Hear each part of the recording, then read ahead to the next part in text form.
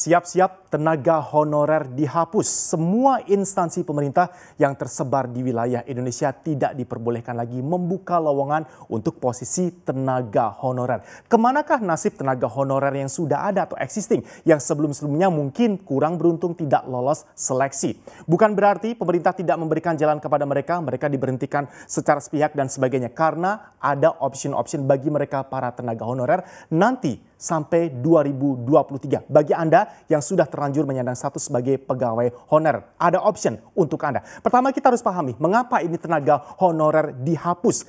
Tenaga honorer, keberadaan mereka dihapus karena dianggap membebani keuangan pemerintah pusat. Sebagaimana kita ketahui, yang mengangkat tenaga honorer ini adalah pemerintah daerah atau Pemda. Tetapi yang menggaji anggarannya semua berasal dari pemerintah pusat. Ini salah satu pertimbangan utama mengapa akhirnya keberadaan posisi dan status dari tenaga honorer ini dihapuskan sendiri. Tapi ada kalimat tambahan dari Menteri Cahyokumolo kalau kita berbicara mengenai tenaga honorer yang dihapus. Karena ini tadi dianggap membebani keuangan pemerintah pusat kalau daerah pada saat ini memiliki alokasi dana tersendiri dan alokasi dana tersendiri dari Pemda-Pemda ini dipastikan aman lebih lama boleh dilakukan. Tapi yang jelas ada masa transisi sampai 2023. Nanti lepas dari 2023 tidak ada lagi tenaga honorer. Sekarang pun instansi pemerintah sudah tidak membuka lowongan untuk tenaga honorer. Ini gambaran untuk Anda seperti apa sih statistik ASN nasional, aparatur sipil negara atau PNS kita. Totalnya sejauh ini sumber dari Kemenpan RB,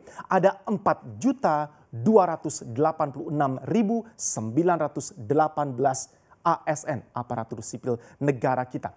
70% dari total ASN yang kita miliki secara nasional ini semuanya memusat bekerja di Pemda. 70% dari jumlah ASN yang tersebar di wilayah kita memusat bekerja di Pemda.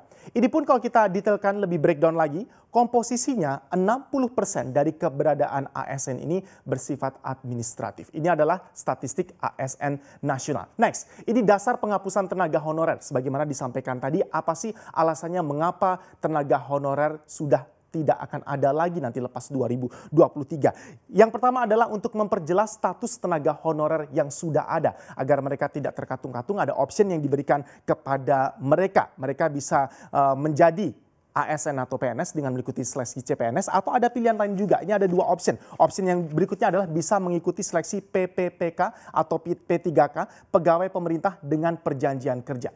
Yang kedua adalah perapian sistem dan solusi permasalahan anggaran. Di awal sudah kita buka dengan permasalahan anggaran karena keberadaan dari pegawai honorer ini dianggap bisa membebani keuangan pusat. Ada waktu yang diberikan, ini berlakunya dari 2018, nanti berarti ini bisa sampai ke 2023 karena masa transisi yang diberikan adalah 5 tahun sejak PP ini diundangkan. PP nomor 49 tahun 2018 dasar hukum atau alasan mengapa penghapusan tenaga honorer dari yang ada di tanah air. Ini didorong para tenaga honorer yang sudah existing yang ada saat ini tersebar di seluruh wilayah Indonesia untuk bisa mengikuti seleksi P3K tadi ataupun CPNS. Bedanya ada di mana? Bagi yang memenuhi persyaratan untuk menjadi PNS, Anda diperkenankan mengikuti seleksi CPNS. Bagi Anda yang ternyata belum memenuhi persyaratan CPNS, Anda bisa mempunyai pilihan kedua yaitu bisa mengikuti seleksi P3K atau pegawai pemerintah dengan perizinan kerja. Bagaimana kalau saya sebagai pegawai honorer tidak lolos dua-duanya? Saya tidak lolos CPNS, kemudian saya tidak lolos P3K dalam masa transisi sampai nanti tahun 2023. Kalau saya tidak lolos dua-duanya, maka status saya sebagai pegawai honorer ini akan dikembalikan ke instansi yang mengangkat saya. Semua pemerintah, instansi pemerintah saat ini sudah tidak bisa lagi membuka lowongan untuk tenaga kerja honorer. Ini sesuai dengan aturan yang termuat dalam PP nomor 49 tahun 2018. Bagaimanapun masih ada pemberian kesempatan untuk seleksi CPNS dan juga P3K. Tenaga honorer yang belum seleksi, ini gambaran mengapa pemerintah juga pada saat bersamaan sebenarnya memperhatikan nasib dari para tenaga honorer ketika mereka tidak diangkat juga menjadi PNS atau P3K. Ini angka dari gambaran tahun 2013, jumlahnya total tenaga honorer yang belum lulus seleksi dan mereka sampai sekarang menjabat mempunyai status sebagai tenaga honorer, totalnya ada di 438.590. Ini kalau kita lihat, kita breakdown lebih lebih detail sebaran tenaga honorer ini di bidang apa saja. Tenaga administrasi 269.400 tenaga honorer kita miliki.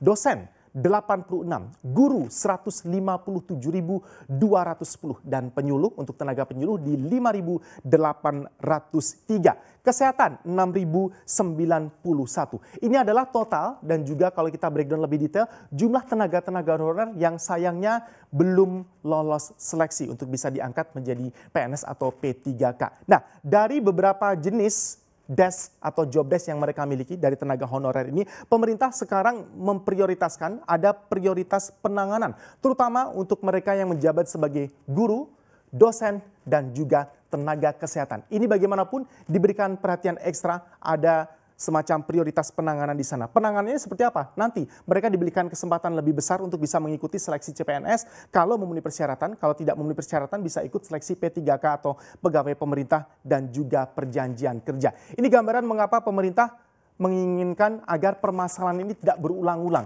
dengan banyaknya tenaga honorer yang terkatung-katung statusnya belum bisa diangkat sebagai CPNS karena berulang kali mereka belum juga lolos seleksi. Ini gambaran untuk Anda tadi yang belum terangkat. Sekarang adalah pengangkatan tenaga honorer. Ini rentang waktunya dari 2005 hingga 2014. Ada berapa banyak pengangkatan tenaga honorer? Ini tenaga honorer yang pertama adalah 860.220 kalau kita berbicara mengenai THK tingkat 1. Kemudian THK, HK di sini adalah kategori tenaga honorer kategori 1, tenaga honorer kategori 2. Tenaga honorer kategori 2 ada 209.872. Sehingga dari kategori 1 dan juga kategori 2 di sepanjang 2005 hingga 2014 pemerintah kita sudah mengangkat tenaga honorer totalnya 1.070.092. Ini adalah sepertiga dari jumlah ASN statistik total yang kita sampaikan tadi, statistik ASN nasional. Kita nantikan bersama semoga masa transisi ini benar-benar bisa dimanfaatkan sehingga ruhnya baik, misinya baik untuk memberikan kesempatan bagi semua tenaga honorer untuk mendapatkan kesempatan yang layak dan juga sama untuk mengabdi.